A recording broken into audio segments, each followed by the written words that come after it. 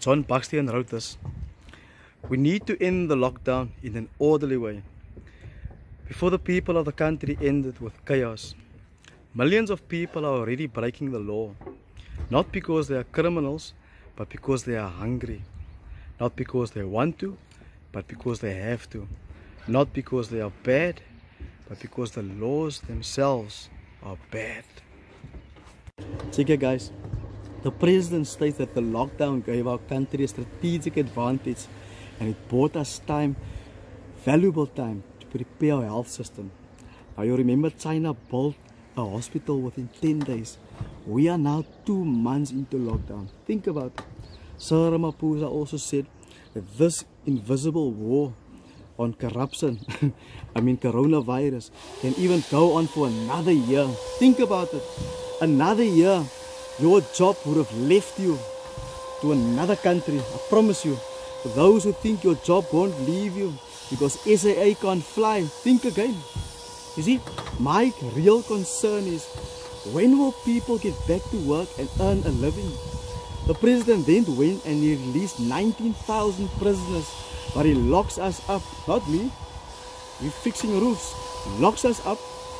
Locks people up standing on the pavement in front of their homes. People smoking cigarettes. People drinking. It's locked up. Here, BIT, Philip Morris. Wat het julle vir die owners van coronavirus gedoen, hè? SAB Miller, EB InBev, Brandhouse, the Stel. Is your owners perhaps from the wrong country or what? And how's China's snow beer brand performing in this world economy at the moment? Or maybe like they say, the earth is busy resetting itself. Climate change, less movement of vehicles, less pollution. Or maybe they are saving precious water. Less water to plant tobacco, less water to make beer. Auntie Pet, het Auntie nog niks van die water gehoor, man. 19,000 prisoners, guys. You see, the ANC has been flirting with criminals since they released Madiba. They went and every time they released prisoners. Now, some of these prisoners, I suppose, is well-deserved releases and on merit. But just now in December, they also released prisoners. The president released criminals, and some of these guys went and they murdered children, they raped women, and the president had to say sorry. I was there. There is something wrong with our parole system. 2 months, guys. 2 months. They've been busy putting processes in place. Do you even think they put proper processes in place since December when they released those other prisoners? Listen, I am scared of the virus. I'm scared of losing my business too. I'm scared of failing my family, and I'm scared for the roof on top team. I need to create work for them. But just like everyone else, I'm also scared of going to prison. Understand? Boom! Boom, then! Pomp jou moer. Because prison change people, prison destroy people, prison enslave people. You see, for years you've been locking our people up, prison gangs thriving, but now you have John Steenhuisen wanting to set us free, while the ANC on the other hand is fighting to prolong the release of our citizens. Whose constitutional rights are being taken away? And I bet you guys never realized how much power a politician had until now. And Sir Ramaphosa seems like he's on energy saving mode. John Steenhuisen found himself, guys, in the biggest shitstorm of his life. Even Tito Mboweni bashed him. Tito, the guy who went to parliament with a cactus plant. Now, I don't give a fuck about John Steenhuisen because he didn't listen to me. And 2 years ago, I told him, John, go and register at UNISA. He didn't listen. To the DA, thank you for the water. It's very, very nice. I want to say, enjoy this festive season. Go out, go mad. But remember, UNISA registrations starts early in January 2019. So go out and get that degree. To all, we have to get back to working, guys, or face silent death in what's left of this economy. And don't judge me for working and making money. I have to feed my family. But you don't need a degree to understand the numbers. And numbers don't lie. That's why I agree with John Steenhuisen on that point. Because our first case of coronavirus infection was confirmed in Durban.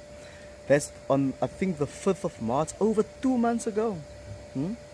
Now we have less than 12,000 cases, under 200 deaths. When will this peak hit South Africa? They said flatten the curve. I thought that is what we're doing the whole time. Now they say they're busy preparing hospitals. Listen, at this rate, you will have to take your job to hospital. Just remember, put a mask, sanitize your hands, okay? They said the virus can take up to 14 days to show symptoms. We're now over 40 days into lockdown. Where's all those people riding in taxis, cramped up in small houses that didn't keep social distancing, overcrowded areas like in the location like in Langa and Kailitsa and Mitchell's Plain? When will those people's coronavirus symptoms show then? I don't want coronavirus. I don't want the guys to get coronavirus, but guys, no one wants to get sick, but we have to feed our families. 500 billion rand alone. Numbers don't lie. They make us slaves in our own country. They make us prisoners in our own home. It's a lot of money. Wie gaan hy geld betaal? Our children will have to pay it. And I don't care about the meeting minutes of cigarettes bans on Steenhuisen. I want to read the terms and conditions to that 500 billion rand loan. We can't afford it. It's reckless lending. Ask Moody's. They downgraded us. Now loans are more expensive. There's no transparency, yet they make and create laws that will protect the coronavirus. If you spread fake news, they will lock you up. How is that fair? They come out, they say what they're going to do now, and then they don't take questions and settle, then just move on. We end up guessing what's going to happen. It's not right. You see, John Steenhuisen, we've been poor all our lives. Our family and friends have been locked up in jail. You guys didn't make a lockdown for those people that got murdered last year. Over 3,000 people. How many souls died due to coronavirus in the last 2 months? Under 200. Did you guys even make a lockdown for diabetes, for heart disease, for HIV/AIDS? Didn't. Now, to those 19,000 prisoners, I want to say welcome home. Welcome to our prison. I think someone prayed for your release. Appreciate them. Yes. But there's some rules that apply to this outside prison, okay? Number 1, stay inside. Don't go outside. Was jou hande. Borsel jou tande. The masker up. Our government will now save just over 8,000 in a month for your release.